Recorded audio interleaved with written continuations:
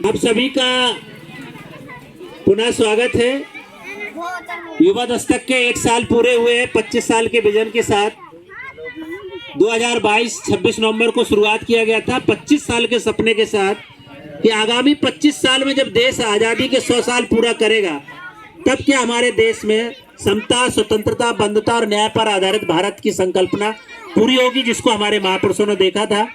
तो आज के संविधान दिवस के अवसर पर हमारे तमाम पैनल के साथी जो अलग अलग गांव में युवाओं के साथ काम करते हैं, अलग अलग मुद्दों पे काम करते हैं, और उससे भी बड़ी बात जहां पे हम बैठे हैं इस गांव के सबसे युवा तेज तर्रार पत्रकारिता करते हुए ग्राम पंचायत की प्रधानी कर रहे हैं और पंचायत को बदलने की कोशिश कर रहे हैं। तमाम तरह की चुनौतियों के बावजूद संवैधानिक मूल्यों को लागू करने के लिए वो पहल कर रहे हैं।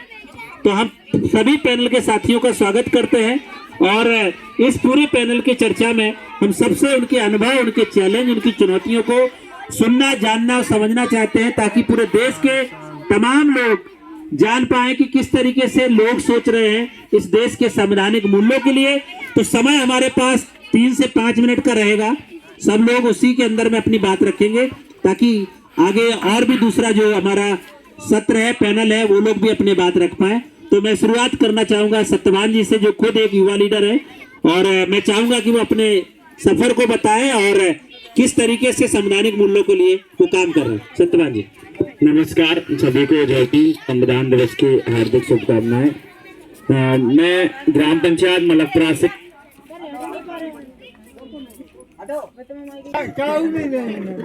मैंने मलकपुरा से ही काम चालू किया है और सबसे पहले मैंने बच्चों तथा युवाओं के साथ काम किया है।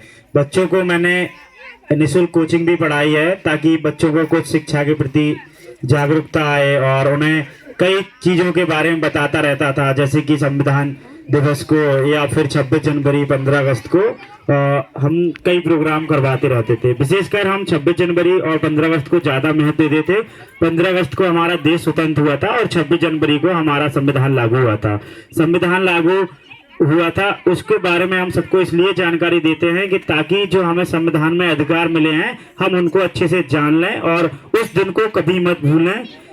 ये दिन हमारे लिए बहुत ही प्रिय था। इसमें हम लोगों को जो संविधान लागू हुआ, हम लोगों को आज जो मैं कुर्सी पे बैठा हूँ, ये सब उसी के बदौलत बैठा हूँ, नहीं तो मुझे ये अधिकार ही नहीं मिला था। कहीं कहीं अभी भी गांव में ये चीज देखना पड़ता है मुझे कि अभी भी मुझे सही से कुर्सी में बैठने का अधिकार नहीं मिलता है। कहीं अब पहले की दशा में हम जाते हैं, सामाजिक बुराइयां अभी भी हमारे अंदर हैं, तो कभी ऐसा भी हो जाता है कि सब लोग कुर्सी पर बैठे होंगे तो मैं नीची जाति के होने के नाते मैं कुर्सी पे उठ के नीचे बैठना पड़ता है। ये स्थिति है। कहीं तो कहीं साथ में भंडारा होता है तो वहां से नीची जाति का कह के भगा दिया जाता है, क्योंकि मैं छोटी जात के लिए नहीं हूँ। मेरा कोई भी ऐसा वो नहीं है कि मैं आके बोल सकता हूँ। तो ऐसे में युवाओं के साथ मैंने काम चालू किया कि मैं अपने युवाओं को, अपनी समाज को ऐसे ही मैं इन कार्यों से लड़ता रहूंगा और ऐसी कहीं भी परिस्थिति आएंगी तो मैं करता रहूंगा। तो आर्थिक स्थिति कमजोर होने के बाद मैंने प्रयास संस्था में काम किया और फिर इसके बाद मैंने थोड़े प्रयास संस्था से निकलकर, प्रैक्सिस संस्था से निकलकर फिर मैंने चाइल्ड हेल्पलाइन में काम किया, जिसमें बच्चों की मदद होती है। तो ऐसे बच्चों की मदद होती है जिनका कोई सहारा नहीं होता है, सब बेसहारा होते हैं, उन बच्चों की मदद की। और ऐसी कठिनाइयां मैंने कभी देखी नहीं थी कि किसी बच्चे के साथ ऐसा भी होता है, किसी के माता पिता नहीं रहते हैं तो उन्हें कहाँ भेजा जाता है और कैसे कैसे मतलब उन्हें छोड़ दिया जाता है। कि एक घटना मेरे जीवन में एक ऐसी आई कि 2 दिन का बच्चा किसी के पैदा हुआ और उसने 2 दिन का बच्चा ट्रेन से, चलती ट्रेन में उस महिला ने अपने बच्चे को एक कचड़े के डिब्बे में डाल दिया और वो महिला चली गई। उस बच्चे को जब हम लोगों को सूचना मिली, पुलिस ने बताया कि वहां वो, तो हम लोग उस बच्चे को देखने गए तो उस बच्चे कचड़े के डिब्बे से हम लोगों ने निकाला। वो लड़की थी, उस कचड़े के डिब्बे से निकाला और उस बच्चे को बाहर लाया तो वो बीमार हो गई थी, उसकी सांसें भी बंद हो गई थी, रुकने लगी थी। तो हम लोगों ने हॉस्पिटल में भर्ती कराया उसे और काफी एसपी, डीएम सब लोग को जानकारी मिली, सब लोग वहां पहुंच गए थे। तो इस चीज को जब हमने उस बच्चे को डाला, ये महसूस हुआ कि बच्चों के साथ ऐसा भी होता है। कई माएँ अपने बच्चे को ऐसे छोड़ देती हैं और वो 3 दिन जिया और वो 3 दिन में वो किसी कारण बस बीमार होने के कारण वो एक्सपायर हो गया। तो ये लगा, मैंने 3 दिन उसके दिन रात उसके साथ बिताए और यही सोचते रहे कि शायद ये जी जाए। और ऐसे ही एक बच्ची हमें मिली थी जो 6 साल की थी और उसके भी पिता को किसी ने जहरीला पदार्थ खिला दिया था। तो मेडिकल कॉलेज में हमने उसे भर्ती कराया और उस बच्ची को हमने अपने पास रखा और उसके बाद में, इसके बाद जब मैं ये चाइल्ड लाइन के साथ काम करने के बाद फिर मैं एक और दलित सम्मान न्याय केंद्र में काम के लिए आया। जितनी भी ये छुआछूत से लेके और हम लोगों को या जो भी SC ST लोगों को या OBC लोगों को सताया जाता है, महिलाओं को सताया जाता है, उस पे काम कर रहा हूँ। अभी आपके साथ में काम करूंगा। अगर किसी को भी ऐसी घटना होती है तो वो आके संपर्क कर सकते हैं। धन्यवाद।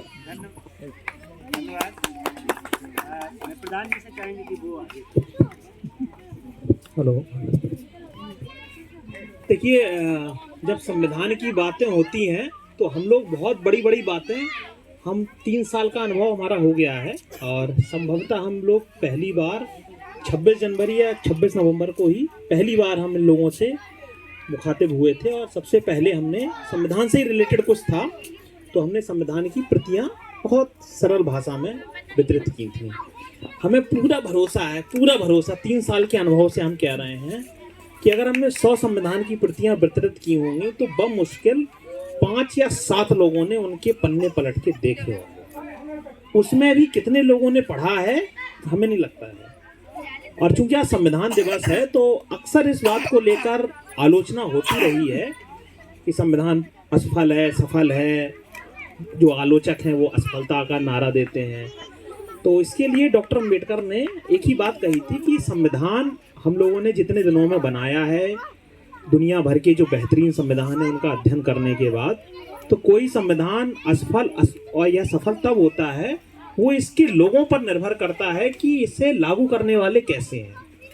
अच्छा, और लागू करने वाले सिर्फ ऊपर नहीं बैठे हैं, बिल्कुल गांव से शुरुआत हो जाती है।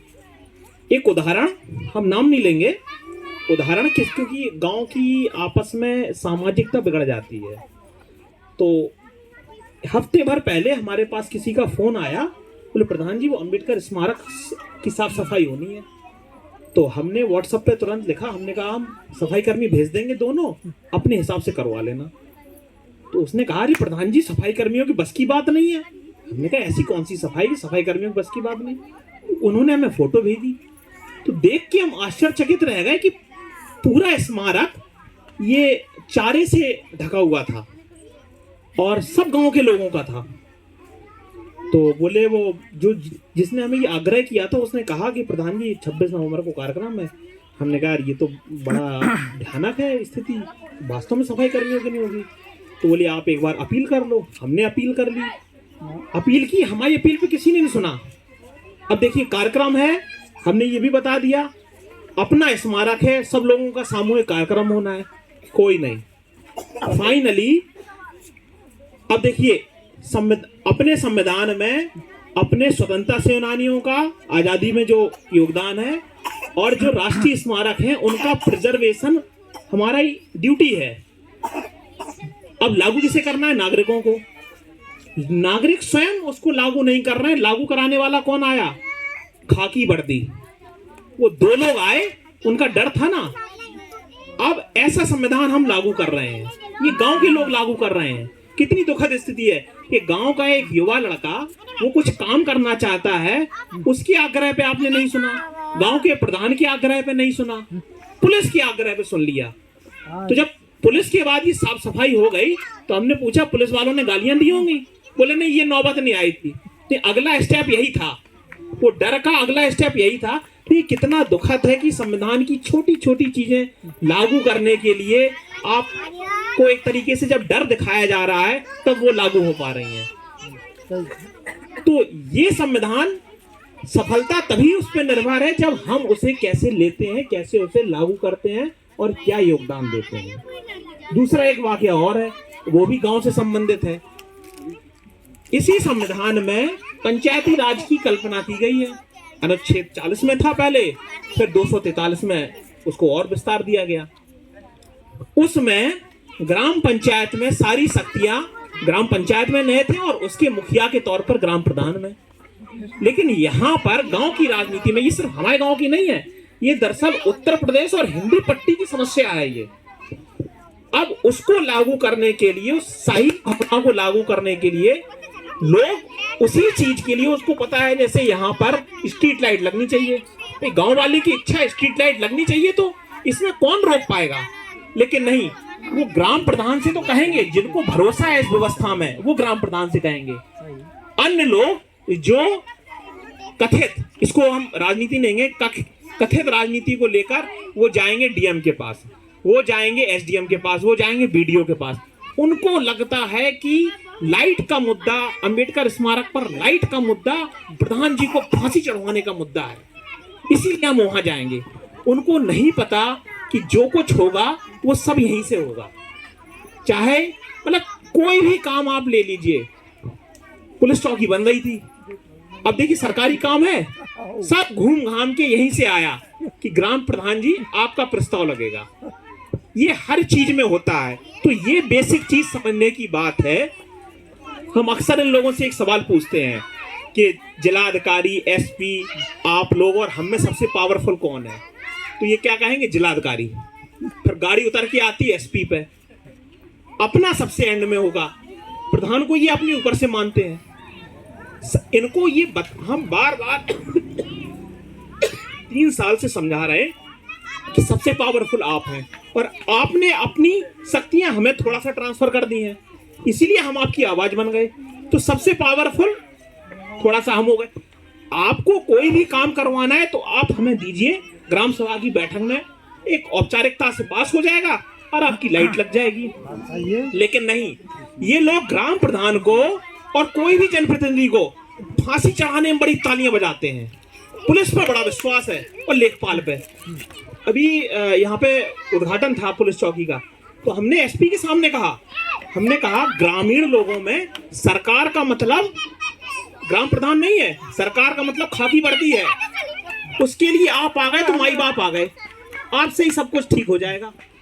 तो ऐसी बातें तो कई बार लोगों को नापसंद होती है। तो ये वो बात है संविधान की जो वास्तविकता में आपको माननी चाहिए। अब हम यहाँ पे जब आए थे तो हमने तो पहले तो छोटी छोटी आप लोगों को संविधान की किताबें बांटी थी। हम एक संविधान की जो मूल कॉपी है ना, पहली कॉपी कैसी लिखी गई थी, उसकी प्रतिलिपि भी लाए हैं। पिछले साल दिल्ली गए थे तो बुक फेयर से लाए थे, तो हमने कहा कि आपको वो भी दिखा देंगे कि मूल संविधान हमारा कैसा था, उसमें हैंड राइटिंग से लिखा हुआ है। तो संविधान सिर्फ देखने में या आयोजनों में शामिल होने से नहीं होगा, उसको आत्मसात करना है। कुलदीप जी ने इस कार्यक्रम के सबसे पहले संविधान की प्रस्तावना का पाठ कराया। प्रस्तावना का ही क्यों कराया? क्योंकि वो पूरी संविधान का निचोड़ है।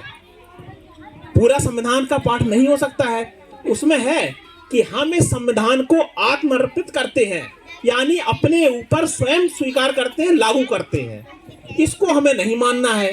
हम कोई ऐसी शक्ति नहीं है ऊपर से, या हवा में या सूर्य में या पानी में बह के नहीं आएगी वो शक्ति कि आपको वो संविधान लागू हो जाएगा। लागू करने वाले आप ही हैं।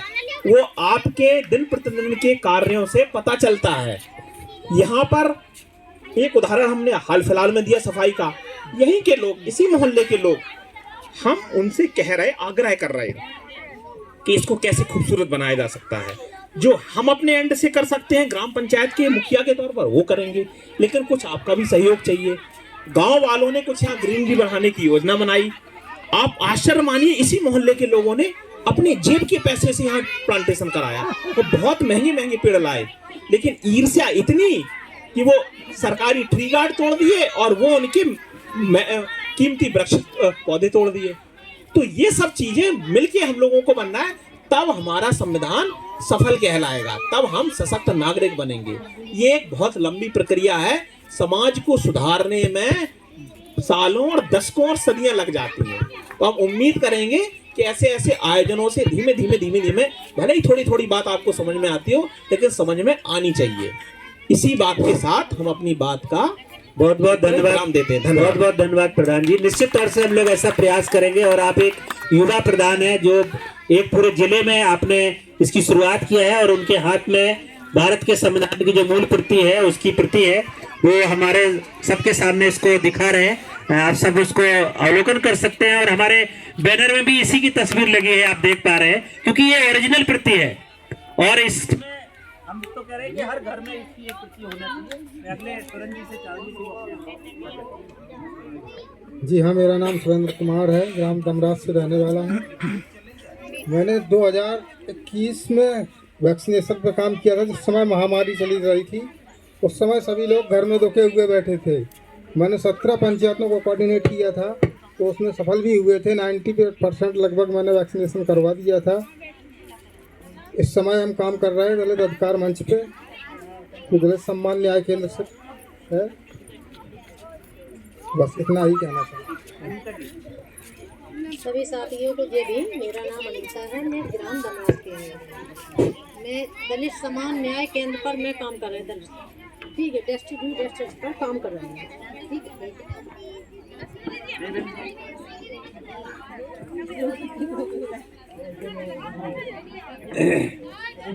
नमस्कार साथियों, जय भीम की। आप लोग सभी लोग तो ज़्यादातर लोग यहाँ के सभी जानते हैं मुझे। मेरा नाम देवेंद्र अनिल है, मैं ग्राम खर्रा का रहने वाला हूँ। दलित सम्मान न्याय केंद्र में उसमें काम कर रहा हूँ। पहले प्रयास संस्था में भी काम किया है 10 महीने। इसके बाद अब दलित सम्मान न्याय केंद्र में काम कर रहा हूँ। बाकी के खेलकूद का भी प्रोग्राम यहाँ करता हूँ। इतना ही कहूँगा। सभी साथियों को संविधान दिवस की हार्दिक शुभकामनाएं। सभी को जय भीम। मेरा नाम उषा देवी है, मैं ग्राम खर्रा से हूँ। मैं इस समय दलित सम्मान और न्याय केंद्र पर काम कर रही हूँ। जो मेरे सीनियर सर हैं कुलदीप जी, रश्मि एडवोकेट और मेरे जो सभी साथी हैं। और मैंने पिछले 10 महीने प्रयास संस्था में जुड़कर काम किया और बच्चों को भी फ्री कोचिंग मैंने अपने गांव में दी 10 महीने। बस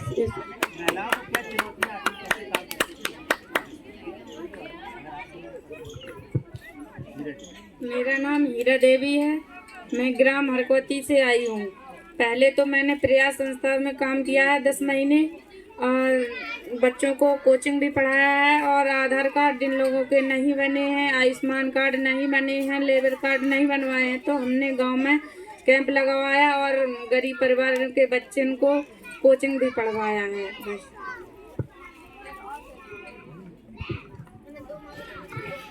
हेलो, जय भीम सभी को। संविधान दिवस की आप सभी लोगों को हार्दिक शुभकामनाएं एवं बधाई। तो बाबा साहब संविधान दिवस 2 महीने पहले मनाया जाता है। सॉरी, देख रहे संविधान लागू हुआ था 26 जनवरी 1949 को 50 को सॉरी। इसके 2 महीने पहले संविधान दिवस आज 26 नवंबर को मनाया जा रहा है।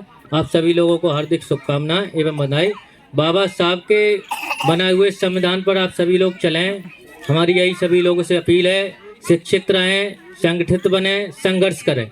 शिक्षा शेरनी का वो दूध है, जो पिएगा वो दहाड़ेगा। तो हम सभी लोगों से ये अपील करते हैं कि माताओं बहनों, आप सभी लोग यहाँ बैठे हैं, कि अपने अपने बच्चों को शिक्षा की ओर ज़्यादा ध्यान दें। सबसे बड़ा मुद्दा शिक्षा का है। तो आपके बच्चे काम कर रहे हैं, आप काम कर रहे हो, अच्छी बात है, काम करिए, तभी तो रोजी रोटी आपकी चलेगी घर की। लेकिन शिक्षा सबसे बड़ा मुद्दा है शिक्षा का। तो आप लोग अपने बच्चों को स्कूल जरूर भेजें। बच्चों से, छोटे बच्चे हैं उनसे थोड़ा काम कम लें और उनकी देखरेख करें। सुबह शाम देखें उनको, स्कूल गए थे नहीं गए थे। वो स्कूल गए तो फिर उन्होंने पढ़ा क्या, टीचर लोगों ने उनको समझाया क्या, पढ़ा क्या। उन सभी लोगों को, मतलब बच्चों को सभी लोग स्कूल भेजें। बस थोड़ा संविधान के बारे में भी बताएं, बाबा साहब के बारे में भी बताएं। बच्चों को पुरानी कहानियां बताएं, बाबा साहब ने कैसे संघर्ष किया था, बाबा साहब ने कहाँ बैठे थे। आप लोग आज कहाँ बैठे हो, कुर्सी पे बैठ रहे हैं, और बाबा साहब कहाँ बैठ के पढ़ाई की थी। उन्होंने स्कूल के बाहर बैठ के पढ़ाई की थी। आजकल सभी बच्चों को कुर्सियाँ, टेबल, सभी लोग फैशन वाली और यूट्यूब वगैरह से पढ़ते हैं, मोबाइल लैपटॉप से पढ़ते हैं। तो बाबा साहब के बारे में अपने अपने बच्चों को जरूर पढ़ाएं, ताकि उनके दिमाग में रहे कि हमारे आज इतने संसाधन हैं। बाबा साहब के पास कोई संसाधन नहीं था, और बाबा साहब ने पढ़ाई की, संविधान लिखा, सारे देश, अन्य कई देशों का संविधान पढ़ा उन्होंने। और इसके बाद उसका निचोड़ करके 2 साल 11 महीने 18 दिन में बाबा साहब ने संविधान लिखा। उसको लागू किया, लेकिन लागू करने के बाद भी आज अगर संविधान चलाने वाला कोई अच्छा शासक होगा तो संविधान अंततः सही है। अगर संविधान चलाने वाला कोई अच्छा नहीं है तो आज भी संविधान, बाबा साहब कह के गए थे कि संविधान आज भी बुरा है, लेकिन उसको चलाना वाला अच्छा होना चाहिए। जो अपन लोग बैठे हैं ऊपर, नीचे भी बैठे हैं, लेकिन उसको चलाना वाला अच्छा होना चाहिए। तो अंततः संविधान सबसे बढ़िया है। और आप सभी लोग बच्चों के ज़्यादातर केयर करें, बच्चों को पढ़ाई के माध्यम से बाबा साहब के बारे में बताएं और सबसे ज़्यादा अपने लोगों को, बच्चों को पढ़ाएं। इसके बाद वो ज़रूरी नहीं है कि नौकरी लग जाए, लेकिन वो अपने हक अधिकार, कानून की लड़ाई जानेंगे, अपने हक अधिकार जानेंगे तो वो अपने रोजी रोटी आगे कमा लेंगे और उनको सम्मान मिलेगा। अगर अपने अधिकार जान जाएंगे, पढ़ जाएंगे बच्चे, तो उनको सम्मान अपने आप ले लेंगे, वो सम्मान छीन लेंगे, सम्मान लेंगे नहीं, वो छीन लेंगे। इसी के साथ और लोग बैठे हैं, अपनी बात रखेंगे। जय भीम, नमो बुद्धाय। जय सावित्री फातिमा, जय संविधान। मेरा नाम रिहाना मंसूरी है और मैं एक मुस्लिम समुदाय से हूँ। आप लोग सोचते होंगे कि जैसे ही मुस्लिम का नाम आता है आप लोगों के मन में क्या इमेज बनती है, एक बुर्का या कोई पुरुष के नाम पे टोपी, दाढ़ी, ये सब चीज़ें बनती हैं ना। अगर आप आंख बंद करें और मैं आपसे बोलूं कि मेरा नाम रिहाना मंसूरी है और मैं एक मुस्लिम महिला हूं, तो आप इमेजिन करेंगे कि मेरा हुलिया कैसा होगा। करेंगे कि नहीं? नकाब में, बुर्के में पहने हुए, ये सबसे पहले आता है या नहीं? हाँ या ना? आता है ना। तो जैसे प्रधान जी ने बोला है कि संविधान दो तरह से काम करता है, राइट्स और ड्यूटी, मतलब आपके अधिकार और आपके दायित्व क्या है। तो सभी में, चाहे वो हिंदू हो, चाहे मुस्लिम हो, चाहे किसी भी कास्ट की महिला हो, उसके कुछ अधिकार हैं, लेकिन साथ साथ में उनको पाने के लिए उसको कुछ करना भी पड़ेगा, उसको पढ़ना पड़ेगा, अपने अधिकार जानने पड़ेंगे और अपने अधिकारों को पाने के लिए लड़ाई लड़नी पड़ेगी, जिसके लिए उसको कुछ करना पड़ेगा। क्योंकि हम भी अगर सांस लेते हैं तो एक सांस अगर हम छोड़ते हैं कार्बन डाइऑक्साइड बाहर, तभी हमें ऑक्सीजन मिलती है। तो हमें अगर संवैधानिक अधिकार चाहिए, अपनी पहचान चाहिए, अपना आत्मसम्मान चाहिए, तो हमें कुछ ना कुछ समाज को देना होगा और अपने अधिकारों को जानना समझना होगा। मेरे लिए भी आसान नहीं था यहाँ तक आना कि एक समाज से एक लड़की जो मुस्लिम समुदाय से है, और उसमें कितने सारे रिस्ट्रिक्शन होते हैं। हालांकि मुस्लिम समुदाय में ऐसा कुछ नहीं है जैसे भ्रमित किया जाता है, मौलवी, मुल्ला, पंडित, इन लोगों ने जैसे भ्रमित किया है वैसा मुस्लिम समाज में है नहीं। क्योंकि महिलाओं को सबसे पहले सम्मान दिलाने का जो अधिकार था वो हजरत मोहम्मद साहब ने उनके आने के बाद ही महिलाओं को सम्मान से जीने का अधिकार मिला है। उसके पहले लड़कियों को जिंदा दफन कर दिया जाता था, मान मर्यादा प्रतिष्ठा को घुन लगाने वाली चीज समझा जाता था लड़कियों को। लेकिन हजरत मोहम्मद साहब ने लड़कियों को सम्मान से जीने का अधिकार दिया। लेकिन मौलवी पर जो बीच में आ गए, जो अपने हिसाब से अपना समाज चलाना चाहते थे, या पितृसत्ता वाले जो लोग थे, उन्होंने ऐसे रद्दोबदल किया सारी चीजों में, जैसे आज हमारे संविधान में भी रद्दोबदल करने का प्रयास कर रहे हैं, मनुस्मृति लागू कर रहे हैं। वो एक अलग है, हिंदू धर्म को मैं इतना नहीं कह सकती, लेकिन मैं अपने समाज की, अपने धर्म की कुछ ग्रंथों के ऊपर जरूर इंडिकेट करूंगी कि उन लोगों ने ऐसे हमें बांध के रखने का प्रयास किया है जो वास्तव में ये था ही नहीं, लेकिन हमें भ्रमित किया गया। महिलाओं को कभी 3 तलाक के नाम पर इस्तेमाल करना, कभी हलाले के नाम पर इस्तेमाल करना, कभी पुरुषवादी मानसिकता को लेके अगर लड़कियां पैदा होती हैं परिवार में तो उसके लिए भी दोषारोपण महिलाओं के ऊपर करना, ये भी एक समाज की बड़ी बुरी विडंबना है। चाहे वो साइंटिफिक रीजन से देखो तो उसके लिए अगर लड़कियां समाज में पैदा हो रही हैं, बच्चियां अगर पैदा हो रही हैं, तो उसके लिए पुरुष को साइंटिफिकली उसको इंडिकेट कर सकते हैं कि वो किस वजह से है, अगर आप साइंस पढ़े हैं तो। लेकिन फिर भी महिलाओं के ऊपर उसका दोषारोपण किया जाता है कि तुमने बच्चियां कर दी, हम दूसरी शादी करेंगे। तो ये सारी चीजें हैं कि हमारे अधिकार हैं, लेकिन हमें उन अधिकारों को पाने के लिए अपनी जो ड्यूटीज हैं, जो हमारे उत्तरदायित्व हैं, हमें उन उत्तरदायित्वों का पालन करना होगा। और आसान नहीं होता अंग्रेजों से लड़के यहाँ तक पहुँचना। जब हम आज़ादी पाए तो आज हम 70-72 साल बाद एक बार फिर हमें लड़ाई लड़नी होगी अपनी आज़ादी को पाने के लिए। तो जय भीम, जय संविधान, जय सावित्री। सभी साथियों को जय भीम। मेरा नाम एडवोकेट रश्मि वर्मा है। मैं जिला जालौन उरे की ही रहने वाली हूँ। और अभी मैं एक्सेस टू जस्टिस, न्याय तक पहुंच, उस प्रोग्राम में मैं अभी प्रोग्राम मैनेजर हूं। और ये हमारे साथी हैं सभी, सत्यवान, हीरा जी, प्रदीप जी, सुरेंद्र जी, अनिता जी, उषा जी, हम सब मिलके ही एक्सेस टू जस्टिस पे काम करते हैं, मतलब न्याय तक पहुंचना। आज भारत का संविधान दिवस है। आप लोगों को पता है संविधान दिवस के अलावा भी इसके पहले, संविधान दिवस के पहले इस दिन को किस नाम से जाना जाता था? किसी को पता है? नहीं पता है? इसके पहले हमारा ये कानूनी दिवस के नाम से जाना जाता था, जो फिर 2015 के बाद अभी संविधान दिवस 26 नवंबर को संविधान दिवस के नाम से जाने लगा। हाँ, सोचने वाली बात ये है कि हमने अभी अपने अभी इससे पहले भी मैंने काम किया, महिलाओं को लेके काम करती थी, वुमेन्स पे काम करती थी, बच्चियों को लेके काम करती थी। अभी कोर्ट में भी मेरा प्रैक्टिस रहा है। लेकिन जब भी कभी बैठती हूँ तो सोचती हूँ ये कि हमारा देश आजाद होने को 76 साल हो गया, संविधान अभी आज 74 साल हो गए।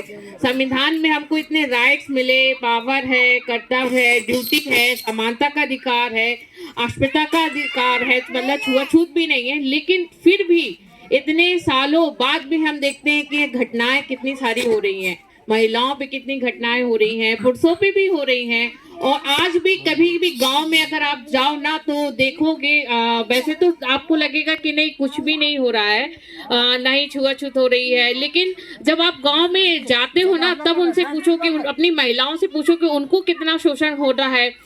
जैसे कि इससे पहले भी हमारी बहनें बैठी हुई थी जिन्होंने दहेज प्रथा को लेके बात कही थी कि हमारे संविधान में इतने राइट्स होने के बावजूद भी, कानून इतने एक से कानून होने के बावजूद भी, डीवी एक्ट, डोमेस्टिक वायलेंस, घरेलू हिंसा, ये सारे एक्ट बनने के बावजूद भी हमारी बहनें, हमारी महिलाएं दहेज पे अभी संघर्ष कर रही हैं, दहेज पे लड़ाई कर रही हैं। और अपना बलात्कारों का अभी भी आजकल कितनी घटनाएं हो रही हैं। ये सारे कैसे, मतलब इतना देश आज़ाद होने के बाद, इतना कानून होने के बाद, उसके बावजूद भी अगर इतनी घटनाएं हो रही हैं तो सोचो अगर हम लोग अशिक्षित रहेंगे, हम लोग अपने राइट्स को नहीं जानेंगे, हम लोग अपने अधिकार को नहीं जानेंगे तो हम लोग कितने शोषित होंगे, है ना। तो सोचने वाली बात है। कभी कभी इतनी दर्दनाक घटनाएं भी हो जाती है जिनको सोच के भी मतलब ये लगता है कि क्या हो गया। अभी रिसेंटली हम भैया गए थे बांधा पतोरा गांव में, शायद सबको पता हो। वहाँ पे हमारे समाज की महिला के साथ एक मजदूर महिला हमारे ही जैसी है, उनको बुलाया जाता है कि आप हमारे गाँव में आ जाएं और हमारे घर आ जाए, मिट्टी लगनी है, उसके लिए बुलाया जाता है। वो बेचारी मजदूरी करती है तो वो चली गई। जाने के बाद होता क्या है कि उसके साथ उसका गैंग रेप किया जाता है। गैंग रेप करने के बाद उसका गला काट दिया जाता है और हाथ काट के उसके सीने पर रख दिया जाता है। इतनी दर्दनाक घटनाएं, जब ऐसे गांव में ऐसी ऐसी घटनाएं हो रही है तो हम बोलते हैं, आप लोग ये सोच रहे हो कि ये लोग तो आ गए, ऐसा मंच तैयार किया, बैठ गए, हम लोगों को बातें सुना दी। वो इसलिए करते कि आप लोगों को जागरूक करें, क्योंकि जो घटनाएं, जैसा मैंने अभी तक देखा है अपने सफर में, अभी तक जितना काम किया है, शहर से ज्यादा गांव में घटनाएं हो रही हैं। क्यों? क्योंकि हमारे गांव की महिलाएं आगे नहीं आती हैं, हमारे गांव के पुरुष अभी तक वही पुरानी मानसिकता के शिकार हैं। वो लोग ये नहीं सोचते कि हम अपनी महिलाओं को आगे बढ़ाएं, अपनी बेटियों को बढ़ाएं, जिससे कि वो जागरूक हो सके। कभी अगर वो ससुराल में भी अगर घरेलू हिंसा से पीड़ित है, उनको मेंटली टॉर्चर किया जाता है, मेंटली, जैसे हमारी बहन बोली थी, उनको भरा जाने का मतलब हुआ है कि उनको अब्द शब्द किए जाते कि आप ये लेके नहीं आए। तो ये मेंटली हिंसा है, मानसिक हिंसा जिसको हम लोग बोलते हैं। हिंसा के भी बहुत सारे प्रकार होते हैं। तो ये मानसिक, इमोशनली हमको भावुकता के रूप से हिंसा किया जाता है। तो इन सब से लड़ने से वो मजबूत हो। अगर आप लोग नहीं बदलेंगे, हमारी माताएं नहीं बदलेंगी, हमारी बहनें नहीं बदलेंगी। जैसा कि बहुत बहुत धन्यवाद सत्यवान जी कि तुमने इस गांव में प्रोग्राम किया। इतना शुरू से मैं सुबह से देख रही हूँ कि बच्चे बहुत सारे आ गए, युवा हमारे आ गए, लेकिन हमारे बच्चों की, अगर बच्चे अभी एक एक मम्मी या पापा को लेके आते तो गांव में कितनी जनसंख्या अभी हो गई होती, जो कि नहीं है। ना ही यहाँ पे महिलाओं की इतनी जनसंख्या है, ना ही इतनी पुरुषों की जनसंख्या है।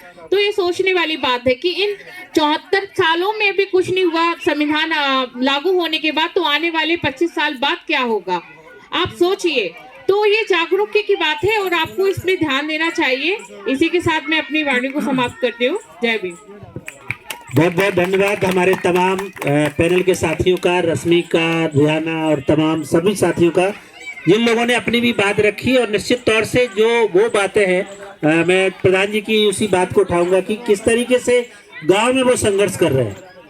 और ये संघर्ष आज पूरे भारत का हर कोने कोने में हो रहा है। और आज हर गांव में, हर गली में, हर व्यक्ति की जबान पे अब संविधान की बातें हो रही है। क्यों? क्योंकि लोगों को पता चल चुका है कि इस देश में अगर कुछ भी होता है तो वो संविधान की बदौलत होता है। और उस संविधान के बारे में आप जितना ज्यादा जानोगे उतना ही ज्यादा आप अपने लिए कुछ कर पाओगे, अपने समाज के लिए, अपने गांव के लिए, अपने देश के लिए। युवा दस्तक कोई संस्था नहीं है, ये युवाओं का एक आंदोलन है। जिस आंदोलन को युवाओं ने शुरू किया आजादी के 75 साल देखने के बाद, और युवाओं का है, युवाओं के द्वारा है और युवाओं के लिए है। इसलिए क्योंकि हम चाहते हैं इस देश में भारत के संविधान की जो प्रस्तावना के 4 स्तंभ हैं, जिसमें समता की बात है, स्वतंत्रता की बात है, बंधुता की बात है और न्याय की बात है, वो हर व्यक्ति को मिले। आजादी के 75 साल बाद भी आज समानता हम नहीं देख पा रहे हैं, छुआछूत भेदभाव की रोज घटनाएं हो रही हैं। आजादी के 75 साल के बाद भी हमें स्वतंत्रता नहीं मिली है, अभी भी हम जो है असली आजादी के लिए लड़ते हैं। आजादी के 75 साल के बाद भी हम बंधुता नहीं पहुंच पाए हैं, हम अभी भी हिंदू मुस्लिम करने में लगे हैं। आजादी के 75 साल के बाद भी हमें न्याय नहीं मिल पा रहा, तमाम लोग थाने कचहरी के चक्कर लगा रहे हैं जिनको न्याय नहीं मिल रहा है। तो हम तमाम लोग उन लोगों से ये आग्रह करते हैं, जितने भी लोगों ने जो बातें किया है, हमारे तमाम साथी आज संविधान दिवस पर जितने भी लोग कार्यक्रम कर रहे हैं, जितने भी लोग संविधान दिवस पर बातें कर रहे हैं, सबको संकलित करते हुए हम एक ही बात कह रहे हैं कि 75 साल तो बीत गए, देश को नई संसद तो मिल गई, देश को आजादी के 75 साल के बाद संविधान को भी अगले साल 75 साल पूरे होने वाले हैं। तो क्या 75 साल में अभी ये जो काम नहीं हो पाया है, हम आपको आगाह कर रहे हैं कि जब 100वां साल आप मनाओ इस देश के आजादी का, तब तक तो ये कर लीजिए। इसलिए विजन 25 ईयर 25 साल के सपने के साथ हम लोग हर साल ये आवाज उठाने की कोशिश कर रहे हैं। 1 साल पूरा हुआ है, 1 साल के अनुभव के आधार पे कल तमाम लोगों के जितने भी चीजें आई हैं उनका रिपोर्ट में संलिप्त करते हुए, देश के राष्ट्रपति से शुरुआत करते हुए प्रधानमंत्री, चीफ जस्टिस ऑफ इंडिया, तमाम प्रदेशों के मुख्यमंत्री, गवर्नर से लेकर के हर MP MLA तक युवा दस्तक की एक चिट्ठी जाने वाली है आप सबके संयुक्त बयानों से। और इसी बात की अपील कर रहे हैं कि हम हर साल आपको एक चिट्ठी के माध्यम से, जो भी हमारे पास ईमेल के माध्यम से, जो भी तंत्र उसके माध्यम से हम आपसे एक ही बात कहते रहेंगे कि हम हर साल आपको अवगत करा रहे हैं, इस देश में हमें समानता चाहिए, बंधुता चाहिए, न्याय चाहिए, जिसके लिए हम ये प्रयास कर रहे हैं और जिसके लिए ये युवा दस्तक की शुरुआत हुई है, जिसके लिए युवा आपसे आह्वान कर रहे हैं कि इस देश में हम सब चाहते हैं कि जब तक संविधान, और यही बात तो बाबा साहब अम्बेडकर ने कहा था, प्रधान जी ने बोला भी है कि संविधान कितना भी अच्छा हो, जब उसको चलाने वाले अच्छे नहीं होंगे तो उसका कोई मूल्य हमें नहीं मिलने वाला है। इतना अच्छा, इतना खूबसूरत संविधान है इस देश का है, जिसको तमाम देशों के लोग उसकी सराहना करते हैं। बाबा साहब अम्बेडकर जिनके हम सानिध्य में आज बैठे हैं, इनके बदौलत आज हमें ये सब मिल पाया है। उनका दौर, उनका समय तो हमने नहीं देखा, लेकिन हम वो पीढ़ी है जो आजादी के 75 साल भी देख रहे हैं और आजादी के 100वें साल तक की बात कर रहे हैं कि हम चाहते हैं कि हमारे हर व्यक्ति को न्याय मिले, हर व्यक्ति को सम्मान मिले, हर व्यक्ति को आजादी मिले और सभी बंधुता और भाईचारे के साथ रहे। इसी संकल्पना के साथ आप सभी का हम आभार करते हैं, धन्यवाद करते हैं। हम हर साल इसी तरीके से मिलते रहेंगे और अपनी आवाज को उठाते रहेंगे। बहुत बहुत धन्यवाद। जय भीम, जय संविधान।